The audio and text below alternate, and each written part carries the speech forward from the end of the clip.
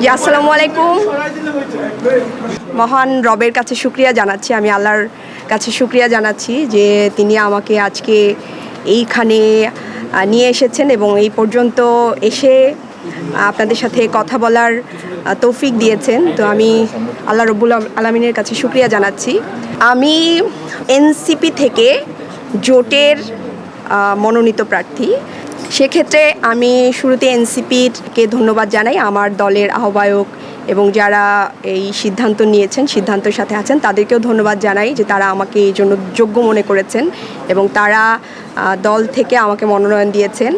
পাশাপাশি আমি জামাত ইসলামকে ধন্যবাদ জানাই যে এই যে পলিটিক্যাল কমিটমেন্টের জায়গাটা, এটা তারা ঠিক রেখেছেন। একটা জোট আসলে একটা কমিটমেন্ট, সেটা দেশের স্বার্থে, জনগণের স্বার্থে আমরা একসাথে কাজ করব, এটাই আমাদের কমিটমেন্ট ছিল এবং জনকল্যাণের স্বার্থে। তো সেইখান থেকে দেখেন অনেক বড় বড় পার্টি আছে, তারাও জোট করেছেন, কিন্তু তারা কিন্তু তাদের পলিটিক্যাল কমিটমেন্ট বা জোটের প্রার্থীদেরকে, অনেক বেশি সিট থাকার পরেও তারা কিন্তু জোটের প্রার্থীদেরকে ওইভাবে সম্মান করেননি। তো এই জায়গা থেকে আমি বাংলাদেশ জামায়াত ইসলামকে ধন্যবাদ জানাই যে তারা তাদের পলিটিক্যাল কমিটমেন্টের জায়গা ঠিক রেখেছেন।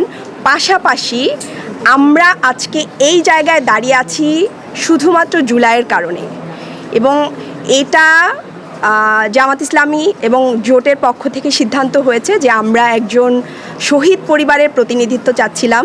তো সেখান থেকে আমাদের সাথে শহীদ পরিবারের একজন প্রতিনিধি আছেন, একজন মা আছেন, শহীদ জাবিরের মা আছেন। এটাও অনেক বড় একটা বিষয়, যেই জুলাইয়ের উপর দাঁড়িয়ে আমরা আজকে এইখানে দাঁড়িয়ে আছি, সেই জুলাইয়ের একজন শহীদের মা আমাদের সাথে আছেন, এটা আমাদের জন্য অনেক বড় বিষয়।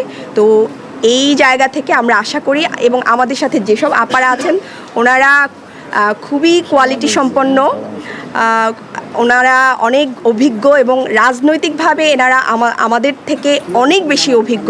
আমি আশা করি এই যে জোটের যে নারীদের পথ চলা, এটা খুবই সুন্দর হবে এবং আমরা নারীদের সামাজিক সুরক্ষা, নিরাপত্তা, স্বাস্থ্য, শিশু স্বাস্থ্য, তারপর এই যে আইন প্রণয়নের ক্ষেত্রে যে ভূমিকা রাখা দরকার, এগুলো আমরা ইনশাল্লাহ একসাথে জনকল্যাণ স্বার্থে আমরা করতে পারবো ইনশাল্লাহ।